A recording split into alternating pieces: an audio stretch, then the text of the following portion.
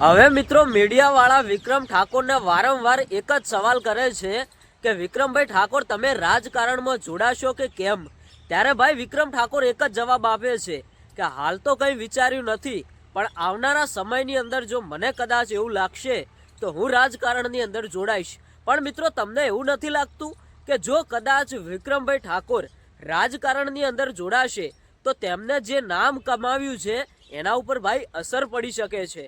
કારણ કે જો કદાચ વિક્રમભાઈ ઠાકોર ભાજપમાં જોડાયા તો ભાઈ કોંગ્રેસવાળા અને આમ આદમી પાર્ટીવાળા જે એમના ચાહક મિત્રો છે એ ભાઈ નારાજ થઈ જાય, અને જો કદાચ વિક્રમભાઈ ઠાકોર કોંગ્રેસમાં જોડાયા તો ભાજપ અને આમ આદમી પાર્ટીવાળા નારાજ થઈ જાય, અને જો કદાચ આમ આદમી પાર્ટીમાં જોડાયા તો આ ભાજપ અને કોંગ્રેસવાળા નારાજ થઈ જાય।